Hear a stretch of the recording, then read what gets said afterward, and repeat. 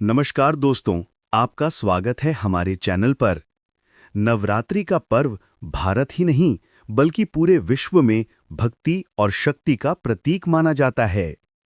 9 दिनों तक मां दुर्गा के 9 रूपों की पूजा की जाती है। ये पर्व हमें सिखाता है कि श्रद्धा और साहस से हर कठिनाई को पार किया जा सकता है। नवरात्रि का महत्व और इतिहास। नवरात्रि साल में 2 बार आती है, चैत्र और शारदीय नवरात्रि। मान्यता है कि नवरात्रि में मां दुर्गा स्वयं पृथ्वी पर आती हैं और अपने भक्तों को आशीर्वाद देती हैं। पौराणिक कथा के अनुसार महिषासुर नामक राक्षस ने देवताओं को पराजित कर दिया था। तब सभी देवताओं की शक्तियों से मां दुर्गा प्रकट हुईं और 9 रातों तक युद्ध कर अंततः 10वें दिन महिषासुर का वध किया। इसी कारण 10वें दिन को विजयादशमी के रूप में मनाया जाता है।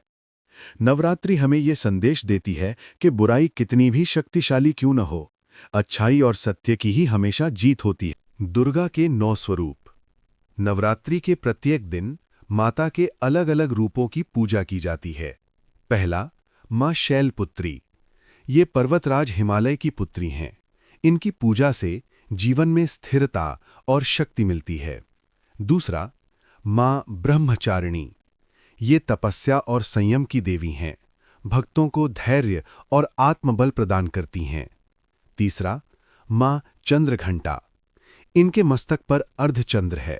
ये शांति और वीरता का प्रतीक हैं।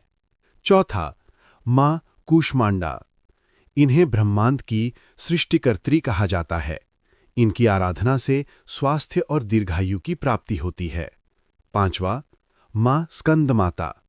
भगवान कार्तिकेय की माता। ये भक्तों को मोक्ष और वैभव का आशीर्वाद देती हैं। छठा, मां कात्यायनी। दुष्टों का नाश करने वाली और विवाह संबंधी बाधाओं को दूर करने वाली। सातवां, मां कालरात्रि। ये भय और अंधकार का नाश करती हैं।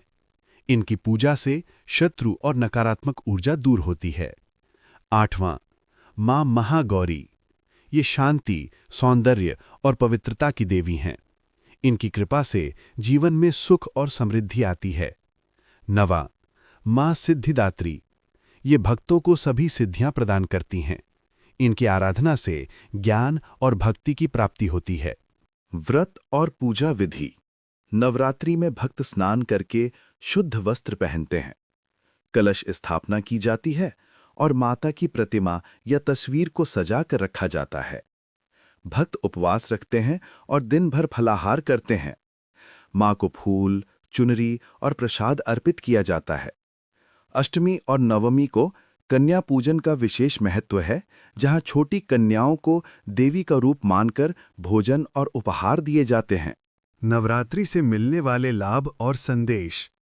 नवरात्रि केवल पूजा का पर्व नहीं है, बल्कि ये आत्मशक्ति और आत्मशुद्धि का समय भी है। इन 9 दिनों में साधना करने से मनुष्य को मानसिक शांति, सकारात्मक ऊर्जा और आत्मबल की प्राप्ति होती है। ये पर्व हमें सिखाता है कि जीवन में साहस, भक्ति और विश्वास बनाए रखना ही सच्चा धर्म है। तो दोस्तों, ये थी नवरात्रि से जुड़ी महत्वपूर्ण जानकारी। अगर आपको ये वीडियो अच्छा लगा हो तो इसे आगे जरूर साझा करें और हमारे चैनल को सब्सक्राइब करें। जय माता दी।